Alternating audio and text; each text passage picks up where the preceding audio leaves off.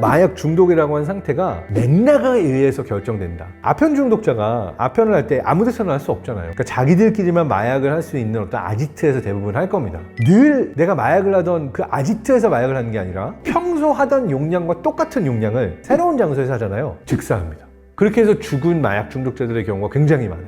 누구와 함께 어느 장소에서 어떠한 맥락에서 마약을 경험하는가 자체가 어마어마한 변화를 가져온다.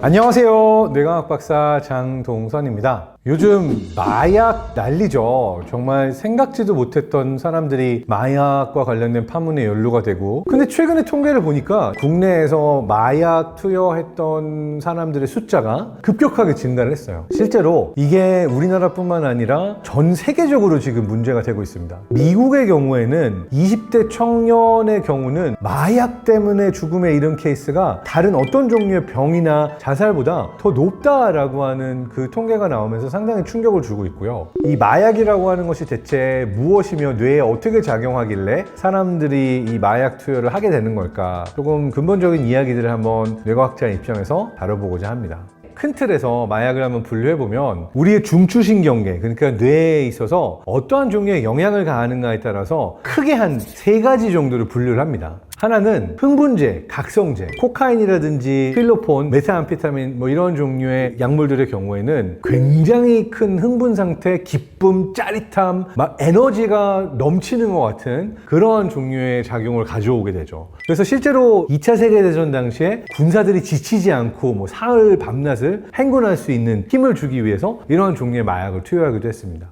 그 반대 카테고리는 뭐냐면 중추신경계의 작동들을 오히려 억제시키고 약간 진정시키는 종류의 기전을 가지고 있는 마약들이 존재해요. 우리가 대표적으로 알고 있는 아편, 모르핀, 헤로인, 펜타닐 같은 경우도 여기에 해당이 되고요. 3번째 카테고리의 마약은 환각제입니다. 시각, 청각, 촉각, 지각하는 모든 감각들이 바뀌면서 환각을 경험하게 하는 종류의 환각제가 있습니다. 버섯으로부터 이제 추출했다고 하는 사일로시빈이라든지 LSD나 이제 엑스터시와 같은 화학적으로 제조된 마약의 경우에도 얘네들은 환각제로 분류가 됩니다. 이 약물의 독성과 이 약물의 의존성, 이러한 것들을 이제 X축, Y축으로 놓고 마약을 분류하기도 합니다. 예를 들어서 독성도 아주 높고 중독성도 아주 높은 종류의 마약이 코카인이나 헤로인의 경우예요. 이 경우에는 사실 딱 한 번 투여하는 것만으로도 이미 의존도가 생겨버릴 수가 있고, 독성이 너무나 높아가지고 반복적으로 투여하게 되면은 뼈가 녹는다든지 소화기관이 다 망가진다든지 굉장히 큰 아픔을 겪을 수 있을 정도로 사실 독성도 높고 의존도도 높은 종류의 약물들이라고 할 수가 있겠죠.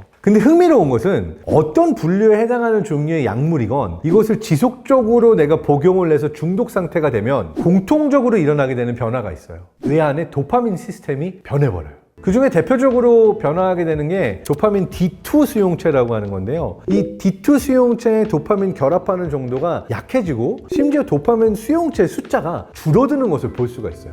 이 도파민 D2 수용체가 줄어들고 결합도가 낮아지게 되면 어떤 게 일어나냐 하면은 내가 중독되어 있는 약물 말고 그 어떤 방식으로도 기쁘지도 않고 관심도 안 생기고 무기력하게 되는 상태가 되는 거예요. 내가 도파민이 있어야지만 일어나서 밥도 먹고 운동도 하고 무언가를 하겠다라고 하는 어떤 내 안에 동기부여가 일어나게 만드는 메커니즘이 전부 도파민이거든요. 만약 도파민 자체가 싹 다 고갈되어 버리면은 그야말로 손가락 하나도 까딱하지 못하고 어떠한 종류의 학습도 하지 못하고 그야말로 살아있는 시체처럼 정말 좀비 같은 상태가 되어버립니다. 사실 약물과 뇌의 작동 방식을 우리가 조금 더 근본적으로 접근할 필요가 있는데요. 뇌는 외부에 어떤 변화가 들어오건 내가 가지고 있는 기본적인 밸런스 상태를 유지하려는 아주 강력한 메커니즘을 우리는 타고납니다. 너무 고통스러워도 안 되고 너무 행복해도 안 되고 항상 어떤 기본값을 유지하려고 하는 것이 우리가 살아가는 데 있어서 아주 중요한 겁니다. 자, 근데 약물이 들어왔다. 약물이 들어오면은 뇌가 뭘 하냐 하면은 이 약물과 반대되는 방식으로 작동을 하려고 하는 거예요.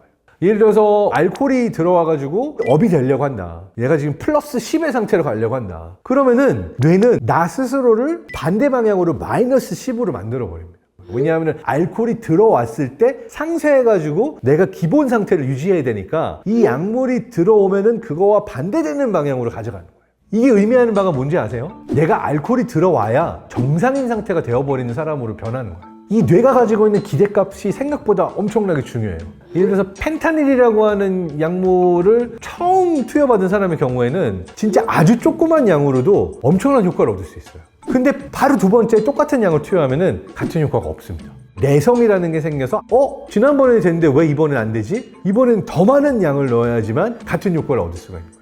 예를 들어서 아편 중독자가 섭취하는 아편의 양이 아편을 한 번도 섭취하지 않은 사람이 그 정도의 양을 한다면 즉사할 정도의 많은 양들을 아편 중독자들은 섭취를 하고 있는 거예요. 코카인의 경우에도 영화 보면은 이렇게 뭐 코로 흡입하잖아요. 그럼 이게 사실은 산성이 되게 높고 그래가지고 뼈를 아예 녹이고 코뼈가 가라앉고 심각한 종류의 상처를 입힐 만큼 굉장히 큰 독성을 가진 그런 물질입니다. 그렇게 뼈가 녹아버릴 정도의 양을 하면서도 잘 버티고 있고 살고 있다는 게 오히려 신기할 수 있는 거예요. 그 이유가 뭐냐면 뇌가, 우리의 몸이 이 물질이 가지고 있는 독성과 이 상태에 정반대된 형태로 상쇄하려고 안간힘을 다 쓰고 있기 때문에 그게 들어와도 정상일 수가 있는 거죠. 흥미로운 게 뭐냐면 마약 중독이라고 하는 상태가 맥락에 의해서 결정된다. 무슨 얘기냐면 아편 중독자가 아편을 할 때 아무 데서나 할 수 없잖아요. 자기들끼리만 마약을 할 수 있는 어떤 아지트에서 대부분 할 겁니다. 그러면 내가 그 아지트에 딱 들어가는 순간 뇌는 아편을 하겠구나. 아편이 들어오지 않으면 정상이 안 되는 상태로 가버리겠죠. 자, 근데 한번 상상을 해볼까요? 이 사람이 평소 하던 용량과 똑같은 용량을 내가 늘 마약을 하던 아지트가 아닌 새로운 장소에서 하잖아요. 즉사합니다. 그렇게 해서 죽은 마약 중독자들의 경우가 굉장히 많아요. 그러니까 이게 의미하는 바는 뭐냐면은 이 뇌가 이 물질이 들어왔을 때 생겨나는 변화를 예측하고 그것을 상쇄하려고 하는, 기본값을 만들려고 하는 작용 때문에 용량이라는 것이 모든 걸 결정짓는 것이 아니라 누구와 함께 어느 장소에서 어떠한 맥락에서 마약을 경험하는가 자체가 어마어마한 변화를 가져온다라고 하는 거죠. 이 맥락에 대한 이야기를 하면은 또 빼놓을 수가 없는 게 쥐들의 천국 연구입니다. 쉽게 설명하면 이런 겁니다. 마약이 있는 물과 그냥 물을 쥐에게 줘요. 근데 이 쥐가 마약과 일반 물을 경험하는 맥락을, 환경을 다르게 만듭니다. 한 상황에서는 혼자 독방에 갇혀있고 다른 거 재밌는 거 하나도 없는 상황에서 마약, 물, 선택지가 있는 거고, 그러면 쥐는 거의 대부분 마약으로 선택이 몰립니다. 이 쥐를 다른 맥락에, 쥐가 좋아하는 행복한 건 다 있는 케이지에서 똑같이 마약이 있는 물과 그냥 물을 줘요. 이렇게 행복한 환경의 맥락 속에 있는 쥐는 이 마약물을 선택하지 않고 그냥 물을 마셔요. 똑같은 마약이 있고 물이 있지만 내가 더 행복한 맥락 속에 놓여있는, 행복한 경험을 했던 쥐의 경우에는 이 마약을 선택하지 않는 거예요. 자, 이 실험을 조금 더 잔인하게 진행했어요. 뭐냐면, 아니 행복한 상황에 있으니까 나는 마약을 선택하지 않겠다는 쥐를 굳이 중독시켜요. 57일 동안 마약이 타져있는 물만을 줍니다. 그러면 어쩔 수 없이 중독이 돼버리겠죠. 흥미로운 거는 정말 억지로 중독까지 시켜놨는데 57일 동안 행복한 맥락 속에 있었던 쥐의 경우에는 이 금단 증상을 이겨내면서 중독에서 빠져나오려고 노력을 하더라 라고 하는 것을 보고를 합니다. 내가 어떠한 경험을 했고 어떠한 맥락에서 이 마약을 경험했는가라고 하는 것이 그만큼 뇌에 또 중요하다라고 하는 메시지가 숨어있다라고 할 수 있는 거죠. 여기에서 이제 우리가 생각해 볼 수 있는 건 이겁니다. 요즘 왜 이렇게 많은 사람들이 마약에 중독이 될까? 그리고 이 마약 중독의 원인이 약물에만 있을까? 그 약물에 중독되는 개인의 문제이기만 한 걸까? 지금 전 세계적으로 이렇게 많은 사람들이 약물에 중독되고 있고 마약에 중독되고 있다라고 하는 것은 어떠한 맥락에서 봐야 되는가라고 하는 질문도 저는 던질 필요가 있다고 생각을 해요. 그러니까 과연 이들이 행복한 경험을 하고 있고 주변에 나를 아껴주고 챙겨주는 사람들이 충분히 존재하고 거대한 절망감 같은 걸 느끼고 있지 않은 상황이라면 이렇게 많은 숫자의 사람들이 마약 중독이 과연 될 수 있을까라고 하는 부분이죠. 왜냐하면 개인의 문제가 있을 수 있지만 저는 환경과 맥락의 원인도 분명히 존재한다라고 느껴지긴 합니다.